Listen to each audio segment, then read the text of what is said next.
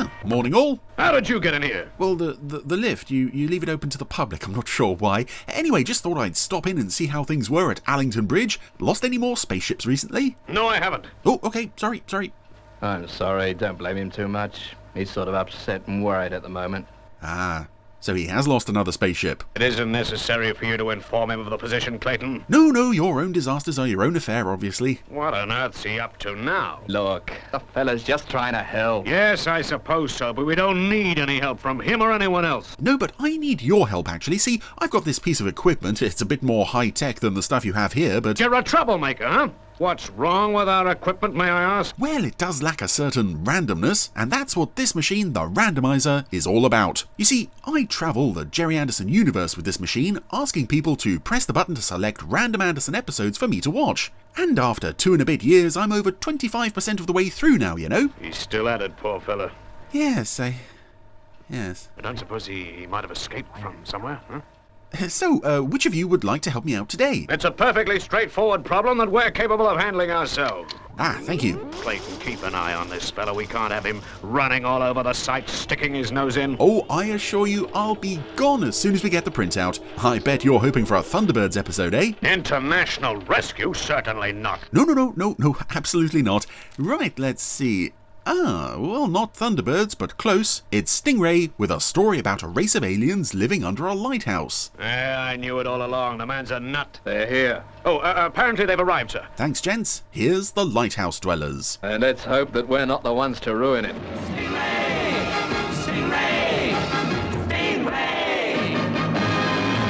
So, welcome back to Stingray. We haven't seen Stingray on the Randomiser since Christmas, actually, with the Lighthouse Dwellers, one of the final episodes to be produced, although I believe in the original broadcast, UK broadcast run anyway, it was dumped somewhere in the middle, in that crazy UK Stingray broadcast order. Here we are on the Arago Rock Lighthouse. Arago Rock Lighthouse from Marineville calling Frank Lincoln. Hello, Commander Short. Guess it's time, huh? Afraid so, Frank. Are you ready? Ready as I'll ever be, Commander. Thanks, Frank. When it's done, guess you can go home. Home? Oh, it's a laugh. My real home's here. Oh, well, no sense in brooding. About to switch off power. And I love the setup for this episode. Firstly, I love the look of the lighthouse exterior and interior set. Here we go. He's put out the light for the last time. Oh, but he's getting a plaque out of it. The Arago Rock Lighthouse as a national 1890 to 2065. So we have a date there. for 100 and Quite rare to get a screen confirmation of when all this is actually happening. Another dedication to the lighthouse keeper. Yeah, 40 years operating that light. he won't be forgotten. Service light. Even though we're not mentioning his name at this meeting. But the lighthouse has been his home, his life. He'll be lost now. Are you suggesting the lighthouse should continue to operate just to keep him happy? Oh, of course not. That's an odd tone to take at a meeting dedicated to this man's service. The first aircraft will be coming into land at the new airbase on Arago Point. This is Admiral Frendor, not very friendly, but he does look like About all this as you are. a revamp of an old puppet. He looks vaguely familiar. Will show our appreciation. Some quite magnificent eyebrows Ready on him. for him. Guess he'd like that. Oh, that's a great idea, Father. He'll be the guest of honor. Swell, Atlanta. Yeah, party solves everything in Marineville. He's led a tough, lonely life with only the sea for a companion. And also something I love in this episode is the model effects, the lighthouse, So long. and these rolling waves around it, and also the puppet shots of Your winking eye is gonna be in the way from now on. little old Frank in his boat here, accelerating away from the lighthouse, but Here comes the first aircraft. yeah, lovely stormy sea, lots of waves lapping all over the place. 27 to Arago Tower. Approaching you from the south. That's not Troy Tempest, this is 127 from Arago. and that's also not Atlanta. This is a pilot approaching the Arago airfield. 9. There go the landing lights. Visibility very poor there. This is why the lighthouse has had to be put out, because it's in the way of the landing lights. Winking for 6 generations. Now out forevermore. And it's back on. And I love that. He's making this little speech. Oh, it's the end of the lighthouse. And then, uh-oh. He's even standing up in the boat. That's how serious this is. Uh-oh. And the plane is turning towards the lighthouse. From 127. Am I clear to join circuit? 127 from Arrigo, clear to join. Approach on the B marker. Roger, Tower. This pilot also looks a bit like Marker? Lieutenant Misen from Marineville Traitor, who was thrown in prison for being a traitor and then appeared in several subsequent episodes. He's got the helmet obscuring most of his face, but I'm pretty sure that's him. He's too low. He'll hit the rocks. Pull her up, man. 127 to Arrigo. Visibility bad. Cannot see runway approach lights. Am I in correct position? He's gonna crash.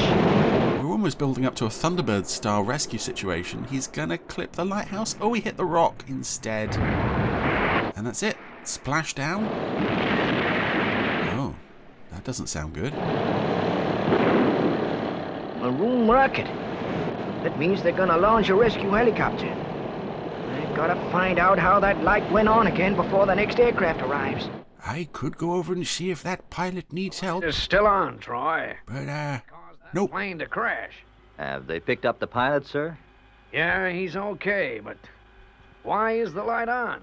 Have you tried to radio the lighthouse? Been trying since I got word 5 minutes after the crash. There's no answer. Old Frank Lincoln will take time to reach that light. Yeah, that is if he went back to the mainland.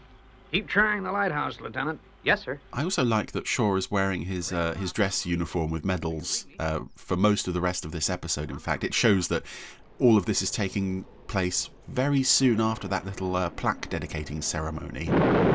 Which, thinking about it, I suppose they should have saved until Lincoln was actually back on shore to witness. It's kind of pointless dedicating a plaque to his service and the lighthouse he was working at if he's not there to see it.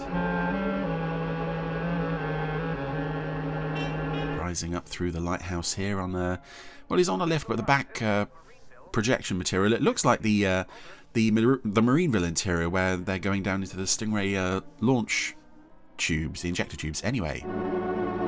What? You will not turn out the light. Come in, Frank. Frank trying to turn out the power again, and there's a little alien there who won't let him. There's something strange going on out there, Troy. Stand by to launch Stingray. I want that lighthouse investigated. I also like that, unless I've waffled over it, I don't think anybody says, oh, well, it's Frank, he's decided to stay. Silly old Frank. Nobody actually doubts him, which is quite nice. Oh, this is a lovely model of the lighthouse. Thanks, Dingy. That means Frank must be there now. Yeah. And again, the rain just rolling down the windows of Stingray. This is one of those episodes where I worry if we ever get Blu-rays, it's going to look a bit... Take her in, Phones. The effects are going to look a bit weaker That's right. than they do in the sort of murkiness of SD. But, oh, this stuff looks lovely. Okay, except for this rock-stiff model of Troy standing on top of Stingray. And here she goes, Phones. Okay, I can make it now. Right, Phones. Pull clear. Listen out in case I need some help. That's unusually unambitious for an Anderson show, not showing Troy making the leap from Stingray to the lighthouse. Anyway, Troy's made it safely. He hasn't slipped over or cracked his head on a rock. Frank, where are you? It's Troy Tempest. I know. Go away. Frank!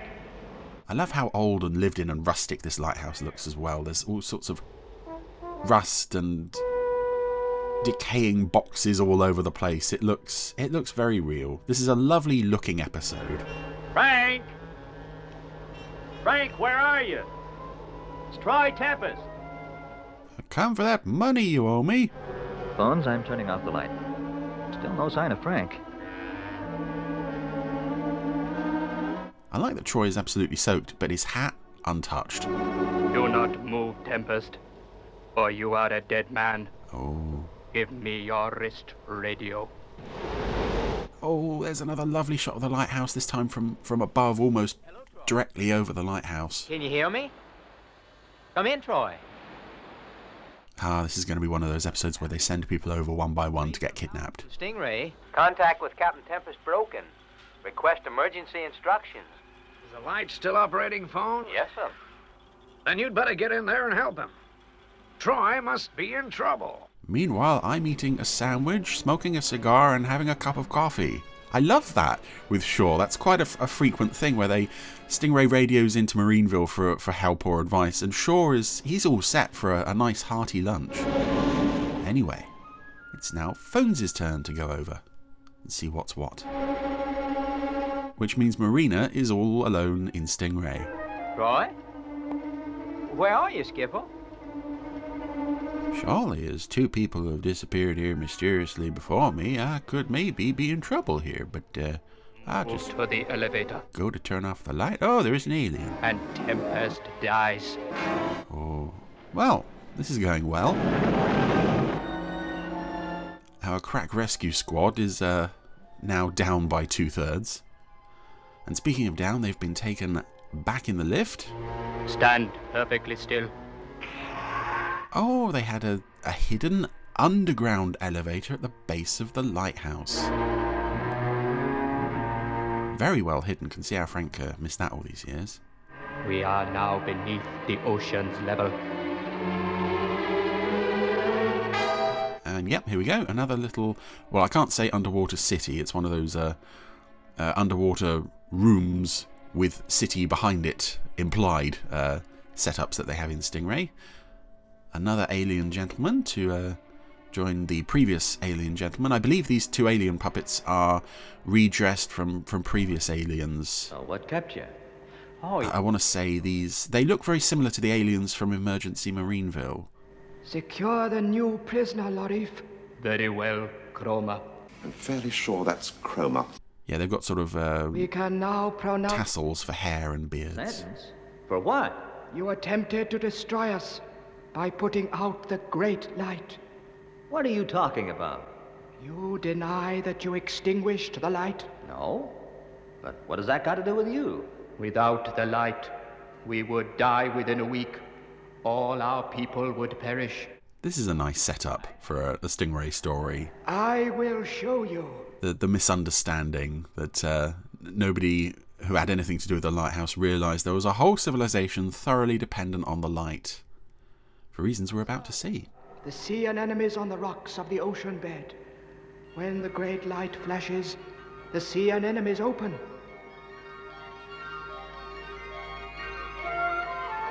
When it goes out, they close. We have harnessed the energy that they produce. The movement of each flower operates a small generator. I also love with Stingray, you get some really weird... The underwater world in Stingray is really weird. There's some very strange stuff goes on down there, and everyone just accepts it. I can't believe it.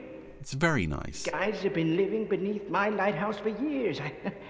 I never knew. I've been so lonely I could have invited them up to play bridge. The lighthouse is as important to them as the sun is to us.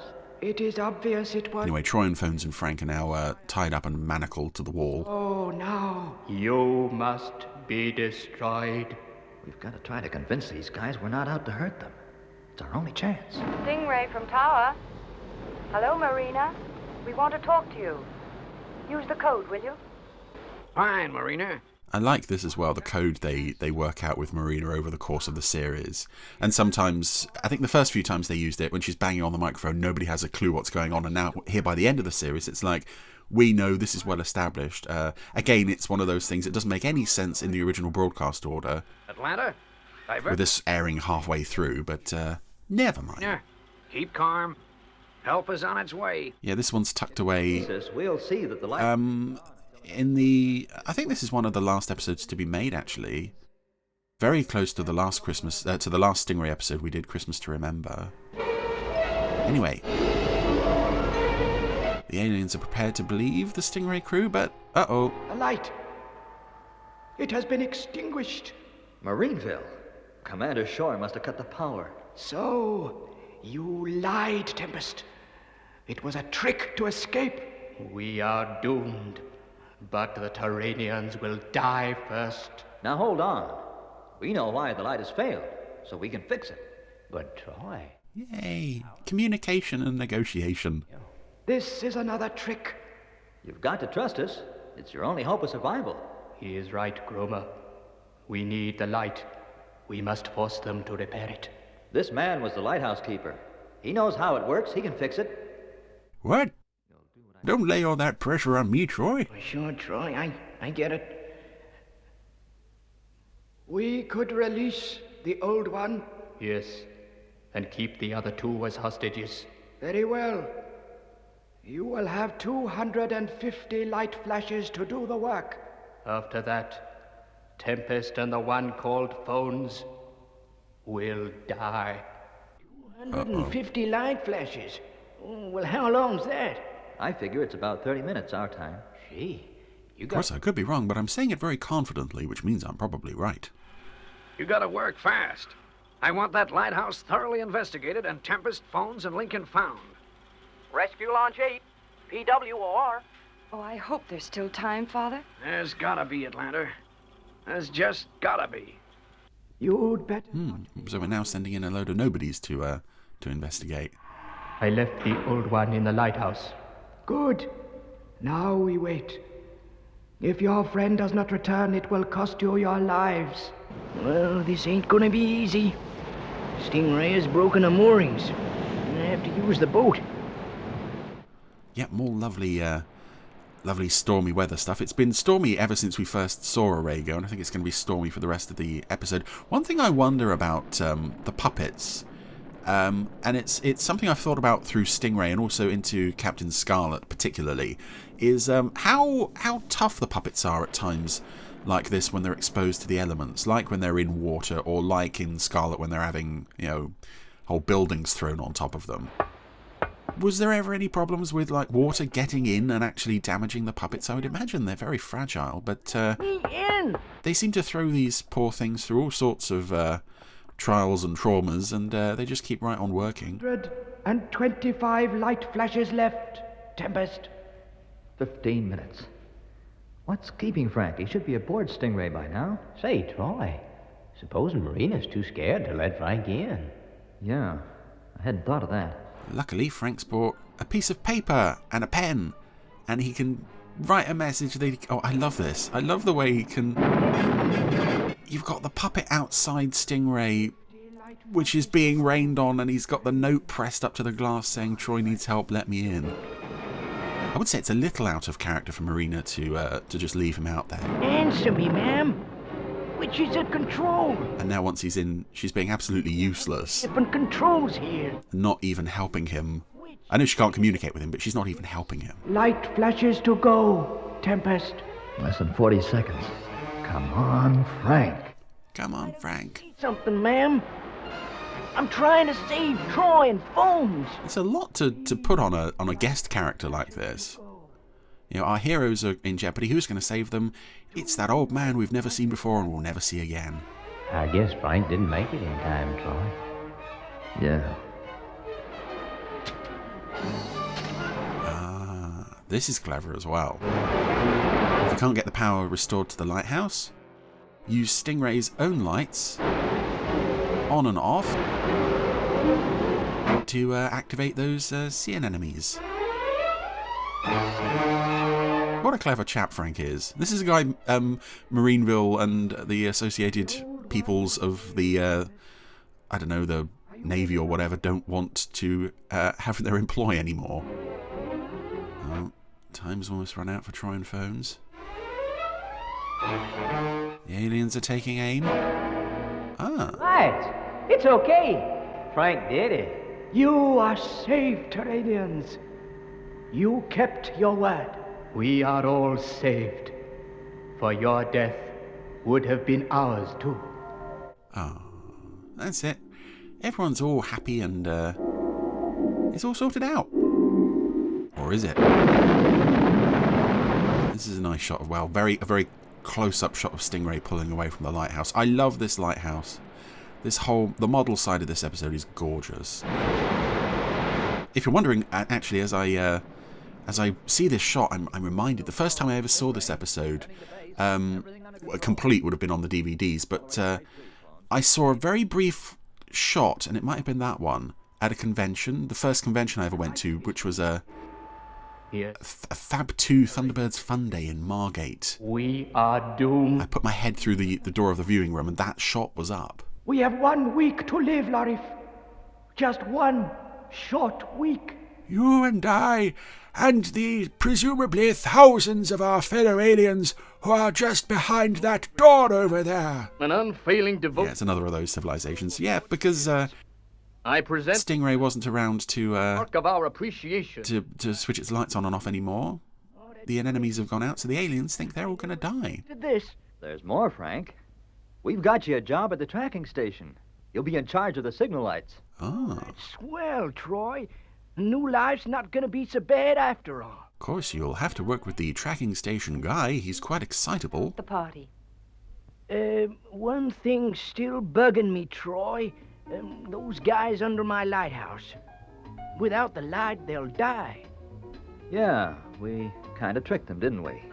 Kind of funny, wasn't it? At this moment, the engineers are working on something that'll give Prisma light for all time. Yeah, because of course they can't turn the light back on for fear of more planes crashing into it. The airbase? No, Frank. We're taking the gadget out tomorrow night, and the aircraft won't even see it. It'll be under the ocean. This is such a nice end to this episode. It is rather sad when you look at the aliens and they're just sat there in their room going, oh, we are doomed. Because the Stingray crew's gone, there's nothing they can do. Troy? Okay, phones. Release submarine beacon. This is probably one of my favourite endings to any Anderson episode. Just the Stingray crew coming back with this light reflector thingy that they've built, especially to help this underwater civilization. And I do love it when we have antagonists in this show that aren't just villains. I think I prefer actually where you have aliens like this who are, they're not bad as such. The Terranian craft. They have brought us new light. We are saved. The Terranians are good people, Chroma. Yes, Lorif. Men of their word. We should never have doubted them. It's such a nice way to end the episode. You know, we're not blowing up another underwater city. We're helping people. And that's such a nice way to end a lovely little story. And of course, Stingray just sailing off into the end credits. And that was The Lighthouse Dwellers. Oh, I really like that one. I don't hear this one get praised enough. Probably because it's stuck at the back end of the series. It's the penultimate episode on most DVDs and repeat runs these days. But I think this is... it shows that even by the end of the series, if this was one of the last to be filmed, they're still putting their all into the effects side of this and the story. It's a lovely setup for a misunderstanding, and I think I would have to assume that writing a scenario like this is much more difficult than just here are some baddies and they've set a trap and we've got to get out of here and then blow them up. To create a sympathetic race of antagonists who, they can be a threat, but we can help them at the end. And that ending is just so nice. It's so pleasant. It's so much what I associate with the best of Anderson. I mean, particularly Thunderbirds later on. Just this idea of, we can have our differences, we can have our disagreements, but at the end, we can still come together and help each other out through a bad spot. So The Lighthouse Dwellers, one of my favourite episodes of Stingray. Really glad to see this one come up today.